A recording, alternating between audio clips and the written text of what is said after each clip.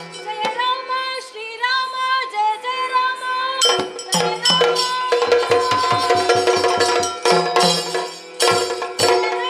ಶ್ರೀರಾಮ ಜಯ ರಾಮ. ಹನುಮ, ದೇವಾ ಎದ್ದೇಳು. ನಿನ್ನ ಈ ಭಕ್ತಿಯ ಪ್ರಾರ್ಥನೆಗೆ ಒಲಿದು ಬಂದು ಸಾಕ್ಷಾತ್ಕಾರಗೊಂಡಿದ್ದೇನೆ. ನನ್ನನ್ನು ಕರೆದಂತಹ ಕಾರಣವೇನು? ನೀನು ನೀಡುವಂತಹ ಕಾರಣವನ್ನು ನನಗೆ ತಿಳಿಸುವೆಯಾ? ದೇವಾ ಆಲಿಸಯ್ಯ. ದೇವಾ, ವೀರಮಣಿಯು ಜ್ಯೋತಿರ್ಮೇಧ ಯಾಗದಲ್ಲಿ ತುಡಗವನ್ನು ಬಂಧಿಸಿ ಸುತ್ತನು ಇತ್ತನು ಸಂಧಾನದಲ್ಲಿ ವಿಫಲಗೊಂಡು ಸಂಗ್ರಾಮವನ್ನು ಬಯಸಿ ನಮ್ಮೊಡನೆ ಕಾದಾಟ ತೊಡಗಿದರು. ಸೋತ ಅವರು ವನದೇವರು ಆದಂತಹ ಅಳಿಯನೂ ಆದಂತಹ ಶಿವನ ಬಲದಿಂದ ನಮ್ಮ ಜೊತೆ ಕಾದಾಟಕ್ಕೆ ನಿಂತರು.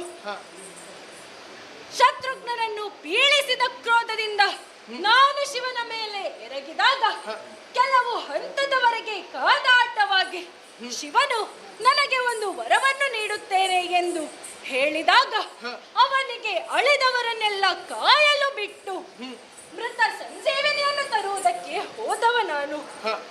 ಸಂಜೀವಿನಿಯನ್ನೇನೋ ತಂದಿದ್ದೇನೆ, ಆದರೆ ಎರಡು ಪಾಳೆಯದವರನ್ನು ಎಬ್ಬಿಸಬೇಕು ಎಂಬುದು ಶಿವನ ಅಭಿಮತ.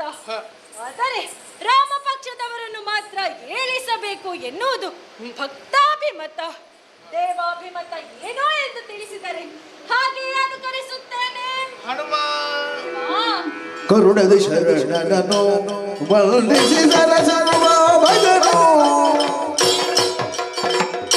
ಹರನು ಮರಿ ಮರಿ ಉಳಿದಂತೆಯಲಿ ಉಳಿದು ಮರುದಯ ನೋಡವಿನೋದಲಿ ಕರುಣದ ಶರಣನೋ ವಂದಿಸಿದರ ಸರ್ವ ಭಜನೋ ಸರಸಿರು ಭಾವಗನೋ.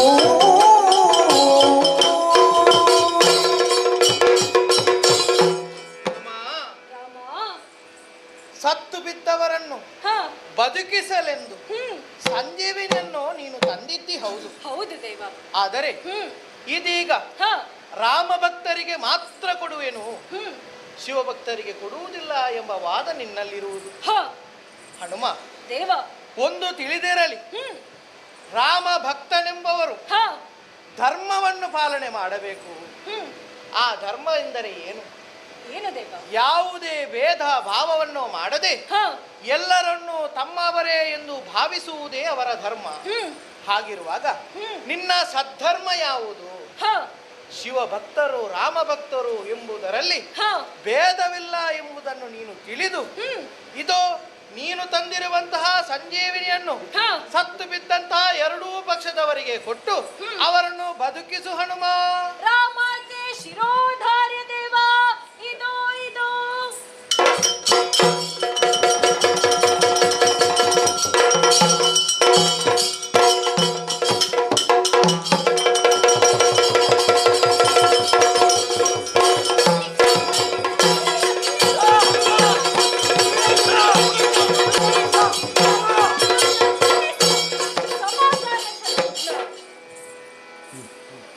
ದೇವಾ, ಈಗ ಎಲ್ಲವನ್ನು ನಿನ್ನ ಕೈಗೆ ಒಪ್ಪಿಸುತ್ತಾ ಇದ್ದೇನೆ. ಶ್ರೀರಾಮ, ಇಲ್ಲಿಯವರೆಗೆ ವೀರಮಣಿ ಶಿವಭಕ್ತನಾಗಿದ್ದ, ಇನ್ನು ಮುಂದೆ ನೀನೇ ಅವನನ್ನು ಹೊರೆಯಬೇಕು. ಶ್ರೀರಾಮ್ ಜೈ ರಾಮ್ ಜಯ ಜಯ ರಾಮ್ ಓಂ ನಮಃ ಶಿವಾಯ. ವೀರಮಣಿ, ಎದ್ದೇಳು.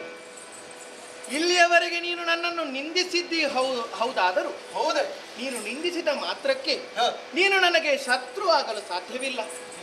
ಒಂದು ತಿಳಿದಿರಲಿ, ನಿಂದಕರಿಗೂ ಈ ಜಗತ್ತಿನಲ್ಲಿ ಸ್ಥಾನವಿದೆ.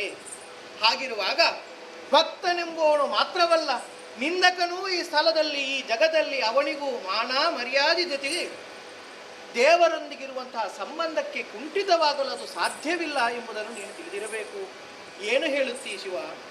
ಹೌದು. ಹಾಗಿರುವಾಗ ಮಹಾದೇವ ಇಲ್ಲಿಯವರೆಗೆ ಶಿವ ಭಕ್ತನಾಗಿದ್ದಂತಹ ಈತ ಇಂದು ರಾಮ ಭಕ್ತನಾದ ಎಂದು ಹೇಳುವೋಣ.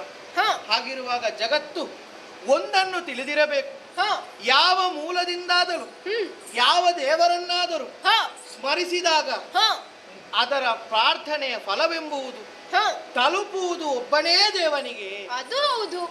ಯಾವ ಮೂಲದಿಂದ ಬಂದಂತಹ ನೀರಾದರೂ ಹ ಹರಿದು ಸೇರುವುದು ಸಮುದ್ರಕ್ಕೆ. ಹೌದು. ಹಾಗಿರುವಾಗ ಹ ಯಾವ ಮೂಲದಿಂದ ಯಾವ ದೇವರ ಸ್ಮರಣೆಯನ್ನು ಮಾಡಿದರೂ ಕೂಡ ಹ ಆ ಪ್ರಾರ್ಥನೆಯ ಮೂಲವು ಸೇರುವುದು ಕೇಶವನಿಗೆ. ಹೌದು. ಈ ಸತ್ಯವನ್ನು ಅರಿತವರು ಹ ಭಕ್ತರಲ್ಲಿ ಭೇದ ಭಾವವನ್ನು ಮಾಡಲಾರರು. ಹ ಹರಿಹರರಲ್ಲಿ ಭೇದವಿಲ್ಲ.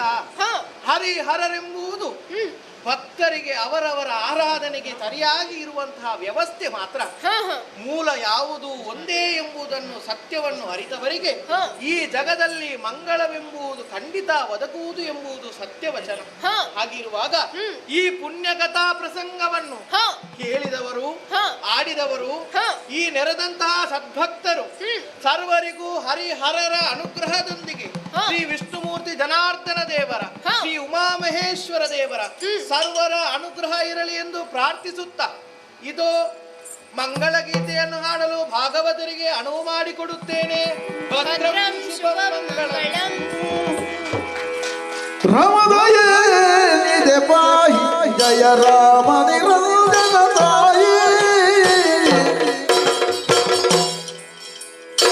ರಾಮದಯ ನಿಧೆ ಪಾಹಿ ಜಯ ರಾಮ ನಿರಂಜನ ತಾಯಿ. ಕಾಮಿತ ವರದಾಯಕ ಸೀತಪತಿ, ಕಾಮಿತ ವರದಾಯಕ ಸೀತಪತಿ.